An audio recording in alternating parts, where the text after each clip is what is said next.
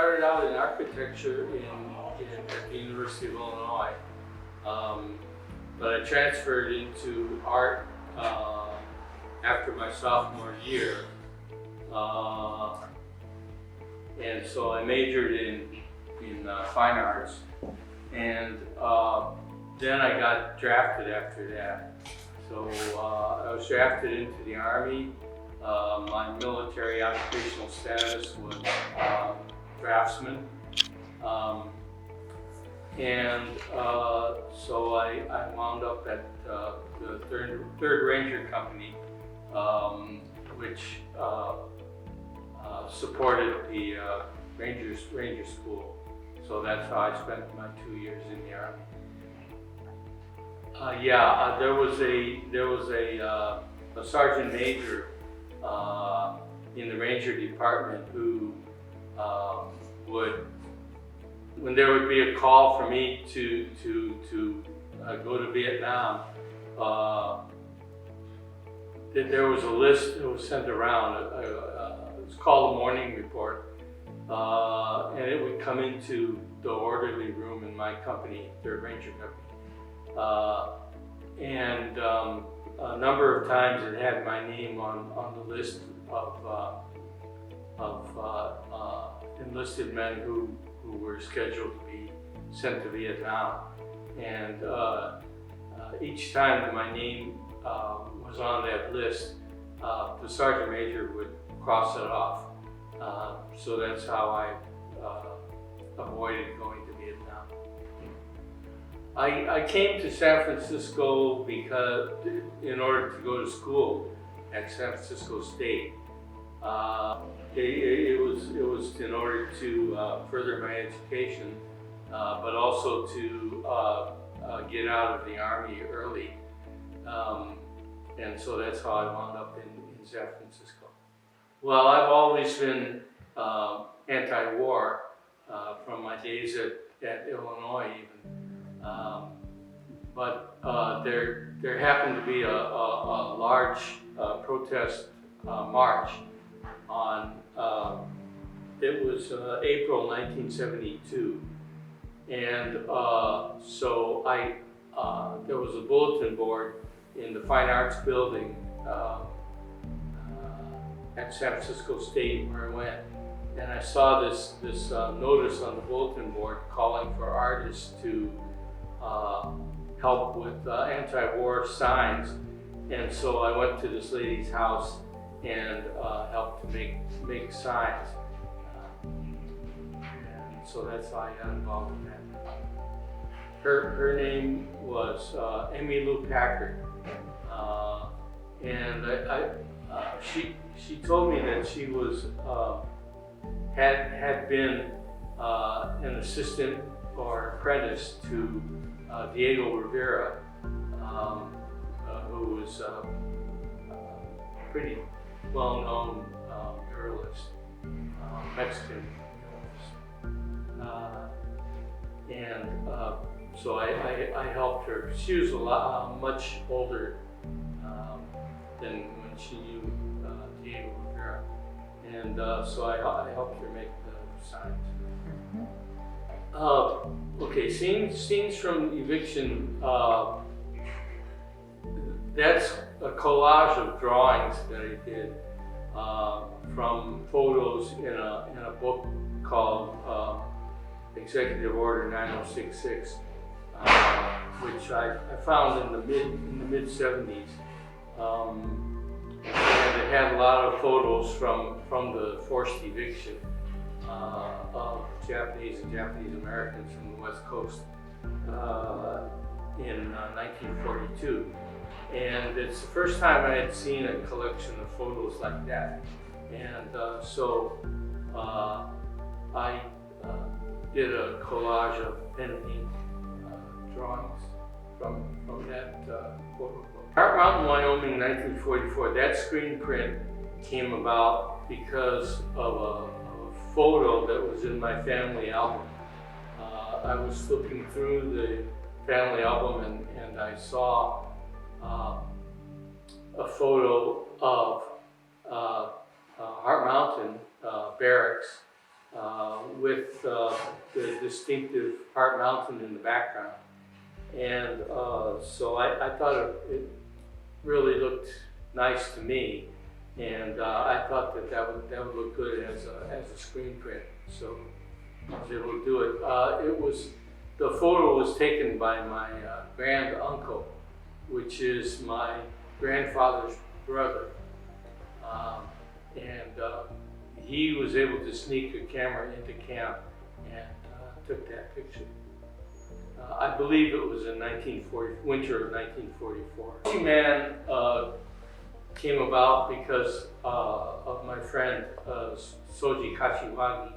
He was a photographer and volunteered at Kimochi, and I was employed as a driver. Kimochi is a senior center in San Fransisco, in Japantown. It was located at Laguna and Bush, in the Konko Church. And so I was a driver, and Soji was a volunteer, but he was also a photographer, and he took a photograph of one of the seniors who had just eaten and was sitting on a bench outside the Konko Church. And so I used that photo to do my screen print. And it turns out that it's the grandfather of one of my friends, Rich Tokeshi. Prewar Produce Market came about.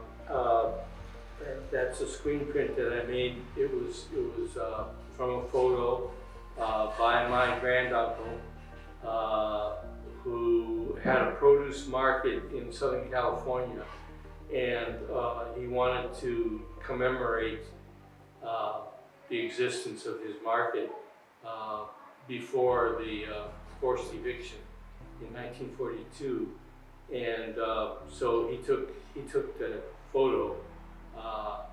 He actually took two photos, one from far away and one from close to the market. The one that the photo they took from far away, I wound up doing a drawing of that, and that's located elsewhere in the exhibit. But the one that I did the screen print of, that one was a close-up of he and his wife, and my aunt is in that photo, and also a couple of workers. Japantown Art Media Workshop was an art workshop is an idea that some people had, some artists in Japantown had in the 70s. 70s, it turns out that they were able to secure a building. It was a redevelopment agency building that was located on Sutter Street near Buchanan, between Buchanan and Webster, and it was due for demolition. But in the meantime, they allowed a group of artists to go in and renovate it, and that became the Jam Workshop. It was in existence at that workshop for a couple of years before it got demolished, and we had to move over to Fillmore Street. Well, anyway, so Jam,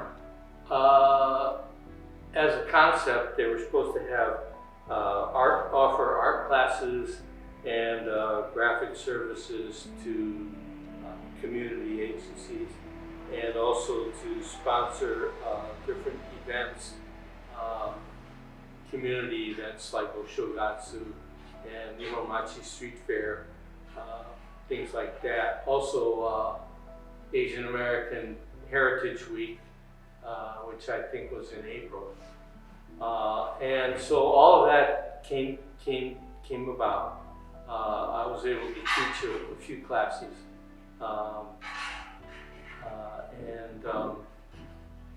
and then the graphic design services, that part of Jam, I was a main part of that. I we did a lot of silkscreen posters. So I guess we were sort of known for our colorful posters. The main person there was Paul Kagawa. He knew how to do screen printing, and he taught West Senzaki, and so they ran the silk screen printing operation, and then I learned from them. Also, Kearney Street Workshop, which Jam Workshop was sort of based on, that was located in the I Hotel, and so Leland Wong used to hang out at Jam as well, and so he brought his screen printing skills to Jam. And for a while he was screening his Nihonmachi Street Fair poster at Jam. And so we learned a lot from him as well. Rainbow Deer is the poster that I did for music and dance performance by the children at Nihonmachi Little Friends, which is the daycare center in Japantown.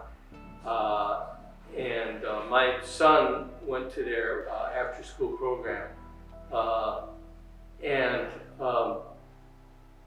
so I did the poster for their performance. Post Street 1942 on the Cusp was a screen print that I did from a Dorothea Lange photo that she did probably in 1942, just prior to the forced eviction. And it's just a screen print of a drawing that I did of that photograph. Forced eviction on Bush Street was also was based on a Dorothea Lange photo. The Joan of Arc drawing, the story on that one is I used to run 3 times a week, and my routes would be it was a 2.5 mile run, and I would run along the golf course near my house, which is out by the Legion of Honor, and in front of the Legion, and I'd run past in front of the Legion of Honor, and right in front of the museum there was a statue of a horse and a mounted rider, and I always assumed it was somebody like U.S. Grant or something like that. But one day, after several years of running along that route, I decided to go up and actually find out who was on that statue. It turns out it was Joan of Arc. And so I took a good look at the statue, and I really liked it. And so I wound up taking a photo of it with my cell phone, and then I did a drawing from the photo. Bonadori, that one came about because I used to drive a shuttle van from the Peace Plaza up to the Buddhist church where they did the odori, and so I would let people out, Bush and Octavia, and they would walk up to where the odori was happening. And so I looked up the street, and I saw them dancing, and I thought it was a pretty good scene, and so I took a picture of it.